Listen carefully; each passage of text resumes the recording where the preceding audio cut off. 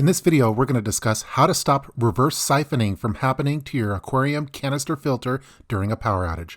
Let's get started.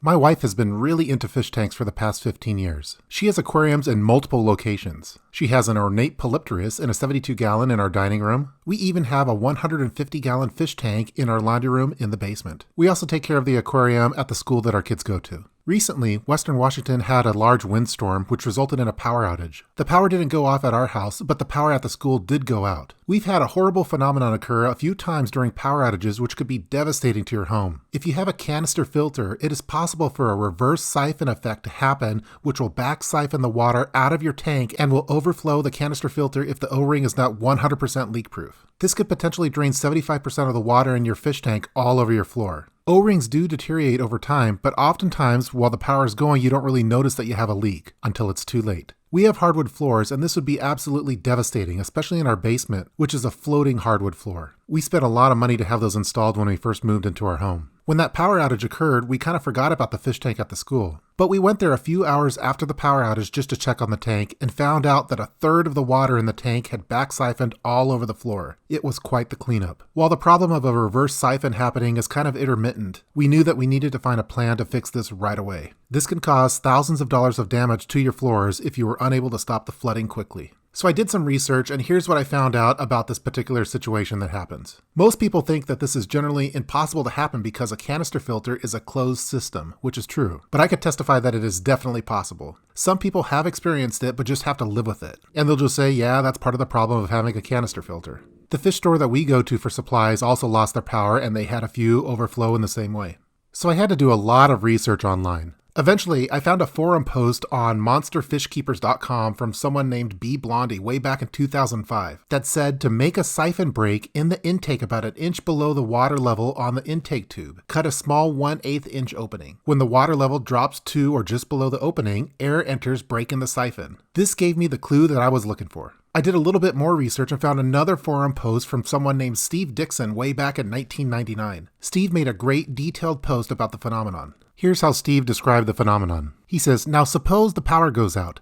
The return pump and hose will reverse flow and act like a siphon draining water out of the tank into the sump. In the off-shelf setup, this is not a problem because the water is returning near the surface and the reverse siphon will break before more water has been drained than the sump can handle. I tried this when I first set up my 125-gallon tank and the sump filled up to just under 10 gallons before the siphon broke at the water level where the sump return hose exited. Steve is using a different style filter than I am, but I think the concept is still the same. If your return goes to the bottom of the tank as mine does, you'll more or less drain the entire tank before the siphon breaks. In my case, that's about 100 gallons of water on my new oak floor. Steve then described that you need to drill some holes, just like B. Blondie mentioned, to break the siphon effect from happening by the air getting into that line once it reaches a certain level. So this is exactly what has happened to us and most recently at the school with the school fish tank. So thank you to both B. Blondie and Steve from me in the future. So here's what I've done. I needed to create some fail-safes and redundancy layers to both warn me about the leaking and also to prevent the overflow from happening. So here are the redundancy layers. So for alerting, I wanted to install a leak detector that actually emails you when a leak is detected. And I also put in a power outage outlet alarm.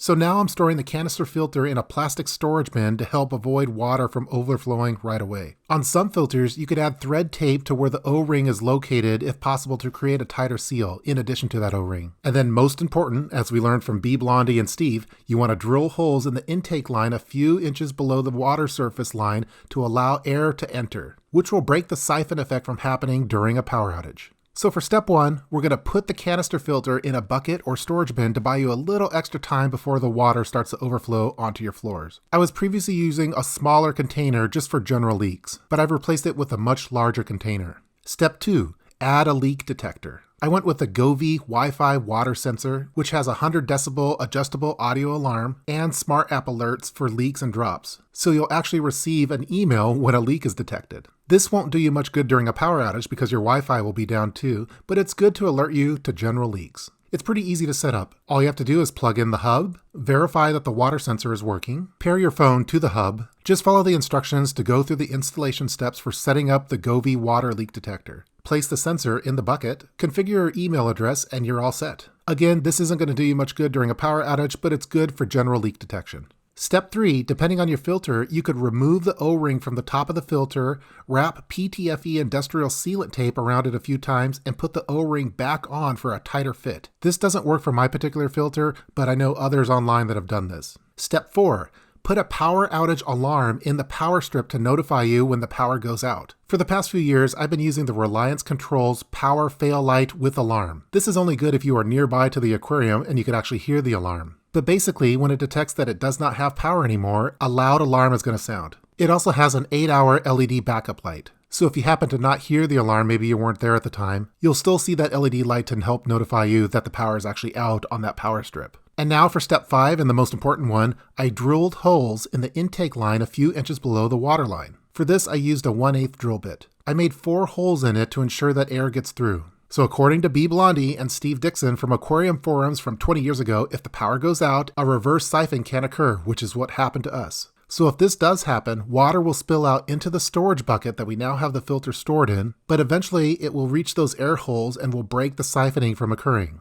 So I now have multiple redundancy layers to help stop an overflow from occurring during a power outage and to hopefully buy me enough time to stop it from causing any damage to the floors, which would be devastating for your carpets or more importantly your hardwood floors. I just need to make sure that I never let the water get below the drilled holes during normal use to avoid air getting into the filter during normal operation. I've provided links in the description box for all of the items that were discussed in this video. Leave your comments below in the comment section. Has this ever happened to you? Let me know. I'd like to hear your story. I may do some more aquarium prep videos in the future if you like them. For example, I need to get our aquariums secured to the wall studs in case of an earthquake. That's something that I had set up at our previous location, but I need to redo it now in our current home. So stay tuned for that, and also stay tuned for more emergency preparedness videos. Again, this one featured how to stop reverse siphoning from happening to your aquarium canister filter during a power outage. See you next time.